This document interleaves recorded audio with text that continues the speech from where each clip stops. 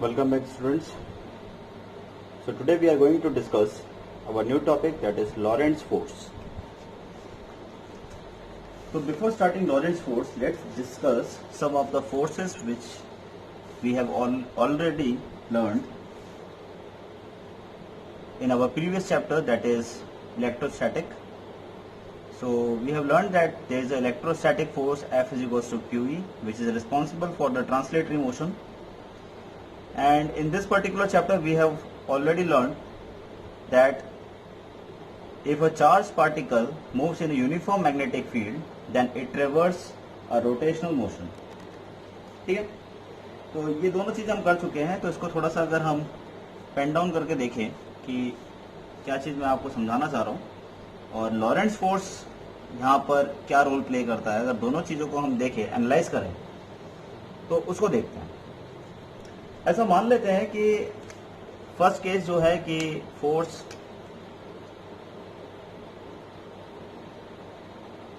Let's say first case जो मैं ले रहा हूं, let's say there is an electric field. ठीक है, so there is electric field.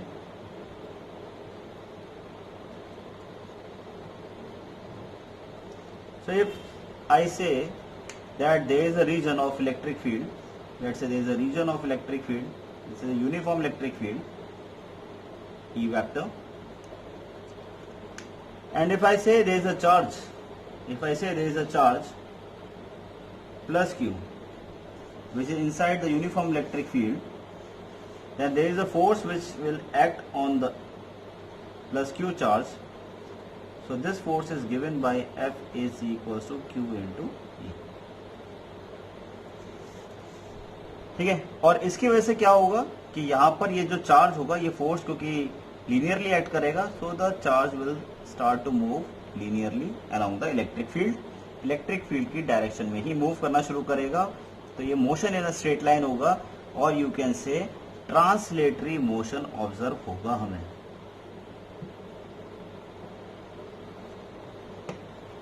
ठीक है, तो अगर कोई भी चार्ज किसी सिर्फ इलेक्ट्रिक फील्ड के अंदर है तो जो मोशन होता है वो कौन सा होता है? Translatory motion. चलिए, लेकिन अगर मैं ये कहता हूं कि let's say if I say there is a region of magnetic field, magnetic field का एक रीजन है. तो if I say there is a region of magnetic field, तो ऐसा हम यहाँ पर ड्रॉ करके देखते हैं कि अगर ये हमारे पास एक रीजन ऐसे हम बना लेते हैं, let's say this is the region of magnetic field.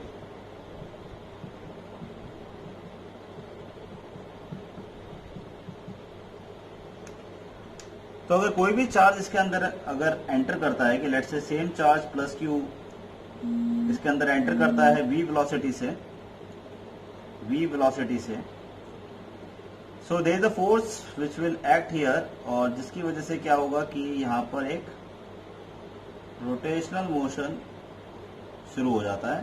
तो charge will start to move in a circular path. एक सर्कुलर पाथ में ये मूव करना शुरू कर देता है. तो यहां पर भी एक फोर्स एक्ट करता है. So there is a force which act here.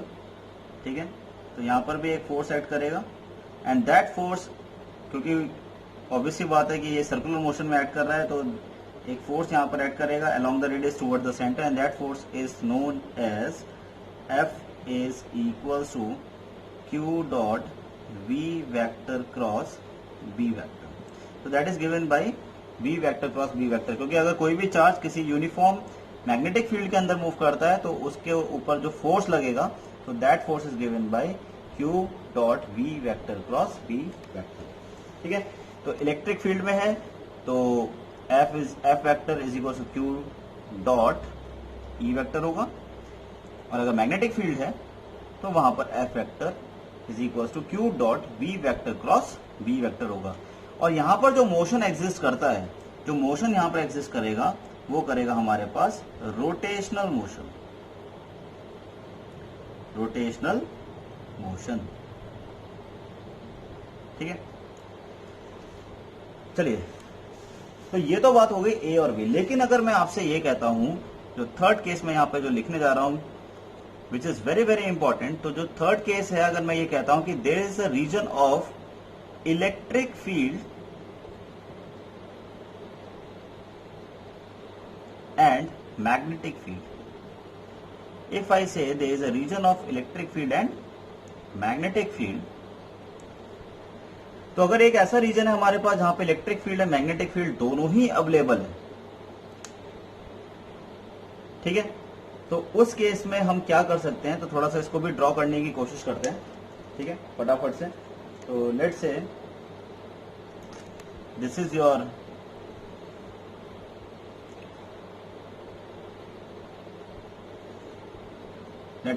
Electric field here.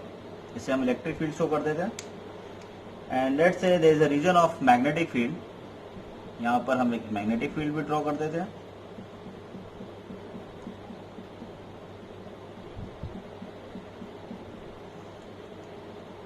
और अब मैं अगर ये कहता हूं कि suppose there is a charge which is moving with the velocity v vector, और वो इस रीजन में, यानी एक ऐसा रीजन जहां पर आपके पास इलेक्ट्रिक फील्ड भी है as well as magnetic field भी है, दोनों ही हैं. Electric field and magnetic field coexist, दोनों एक साथ एग्जिस्ट करते हैं. तो इसका मतलब वहां पर जैसे ही एंटर करेगा तो यहाँ पर दो चीजें एक्ट करेंगी, यानी कि दो फोर्सेस एक साथ एक्ट करेंगी. One force due to electric field and another one is your force due to magnetic field.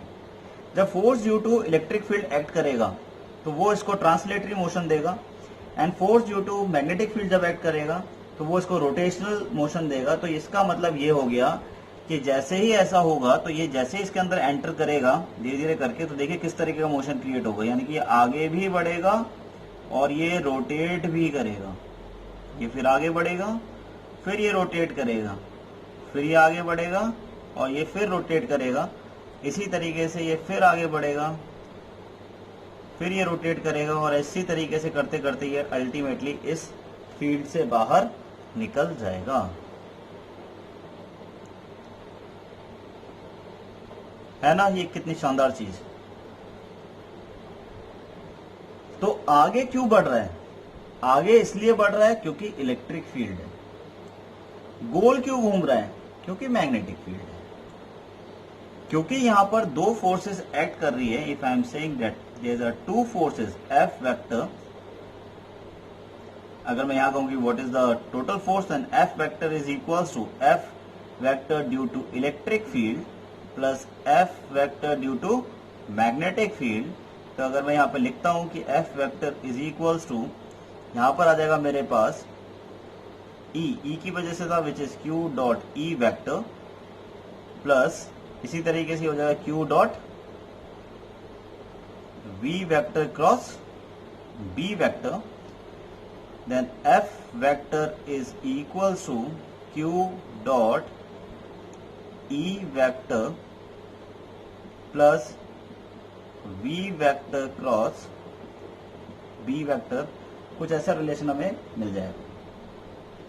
Now this force is known as Lorentz force. इसी फोर्स को हम क्या बोलते हैं? Lorentz force. यानी it is the force due to electric field and magnetic field.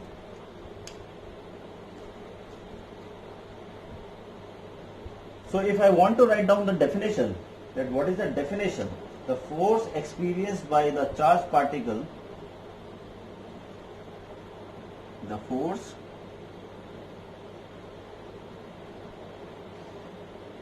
experienced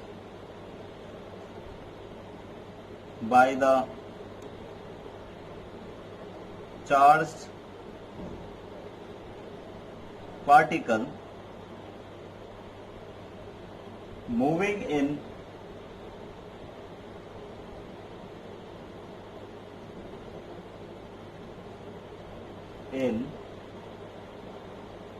both electric field and magnetic field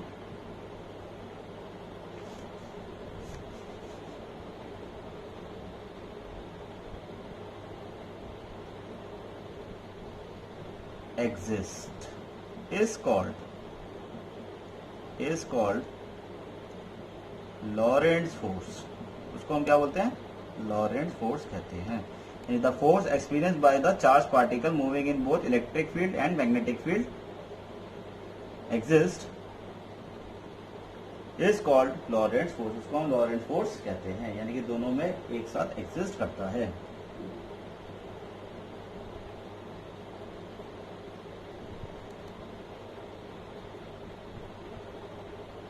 ठीक है, तो आई थिंक ये सभी को क्लियर है कि लॉरेंट फोर्स क्या चीज है। चलिए, अब यहां पर क्या क्वेश्चन आया हुआ है एग्जाम में, थोड़ा सा उसको भी डिस्कस कर लेते हैं कि किस टाइप का क्वेश्चन एक एग्जाम में पूछा गया था, थोड़ा सा मैं वो भी आपको बता दूं।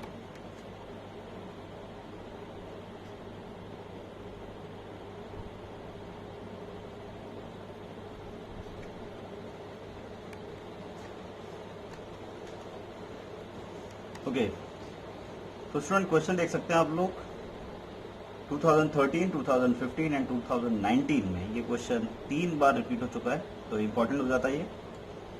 देखिए क्वेश्चन क्या कहता है, in a certain region of space electric field and magnetic field B vector are perpendicular to each other, यानी कि एक ऐसा रीजन है जहां पर मैग्नेटिक फील्ड और इलेक्ट्रिक फील्ड एक दूसरे के परपेंडिकुलर हैं।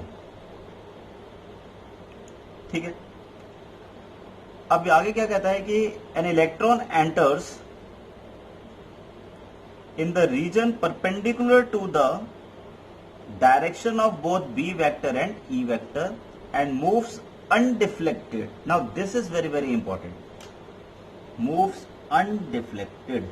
नाउ इसका क्या मतलब है, इसका मतलब अनडिफ्लेक्टेड यानी कि वो बिल्कुल हिला नहीं है, अगर हिला नहीं है तो उसका मतलब कोई भी फोर्स एक्ट नहीं किया, यानी एक ऐसा रीजन है, हम ये कह सकते हैं यहां पर कि एक ऐसा रीजन है जहां पर मैग्नेटिक फील्ड भी एक्ट कर रहा है,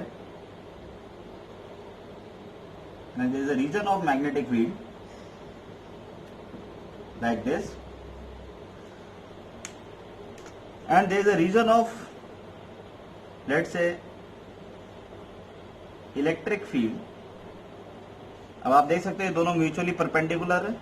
ठीक है, इलेक्ट्रिक फील्ड ऐसे एक्ट कर रहा है, मैग्नेटिक फील्ड ऐसे एक्ट कर रहा है, म्यूचुअली परपेंडिकुलर है, और एक इलेक्ट्रॉन है जो इसके अंदर एंटर करता है v वेलोसिटी से, सच दैट कि वो भी इस e और b वेक्टर के परपेंडिकुलर एक्ट करे। तो आप देखो e v जो है, यानी इस इलेक्ट्रॉन की जो वेलोसिटी है वो e के साथ भी परपेंडिकुलर है और b के साथ भी परपेंडिकुलर है। सो ऑल ऑफ देम, मैं ये कह सकता हूं कि b vector is perpendicular to E vector is perpendicular to V vector as per diagram and as per question।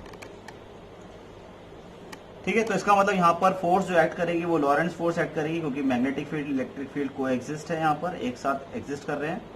तो क्योंकि इलेक्ट्रॉन है इसलिए हमने चार्ज की जगह हमने क्या लिखा है, -E। ठीक है, और हम फॉर्मूला डाल देते हैं फटाफट से, तो ये हो जाएगा E vector plus V vector cross B vector, इस तरीके से as given in the question that F is 0, undeflected है because it is undeflected. So we can say that E vector plus V vector cross B vector is equals to 0। ठीक है, ये equal हो जाएंगे किसके, 0 के।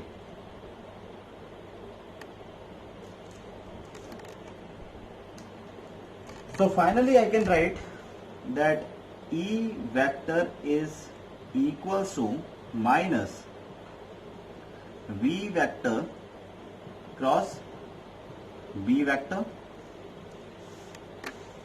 ठीक है, और हम इसको अगर थोड़ा सा सॉल्व करें तो इसको कुछ ऐसे भी लिख सकते हैं कि अगर मैं इसको इंटरचेंज माइनस आ रहा है तो माइनस के क्रॉस प्रोडक्ट है, तो क्रॉस प्रोडक्ट में अगर हम E vector is equal to this can be written as, इस माइनस साइन को हटाने के लिए हमें इसको क्या करना पड़ेगा, रिवर्स करना पड़ेगा। Now this will become B vector cross B vector. ठीक है, इसको हमने कर लिया है। Now if I want to write the value here, तो इसका स्केलर फॉर्म भी हम लिख सकते हैं। अगर if I want to write down the scalar form, तो स्केलर फॉर्म लिखने के लिए हमें ये वेक्टर साइन हटाने पड़ेंगे। ठीक है, तो सबसे वेक्टर साइन हटा देते हैं फटाफट से। तो मैं इसको यहां से रब कर देता हूं, डेफिनेशन आप लोगों ने नोट कर लिया होगा. So finally I will get, ठीक है, तो मॉड्यूलस कर देते हैं सबका, तो मॉड्यूलस कर देंगे इसका भी ऐसे, यहाँ पर इसका भी मॉड्यूलस कर देते हैं B vector cross B vector का, and finally we get E is equal to B into B, and we get that B is equal to E upon B, and this is our answer.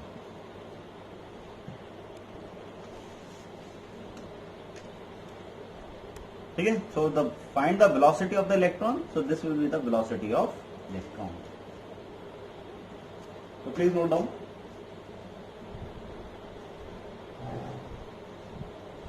Thank you.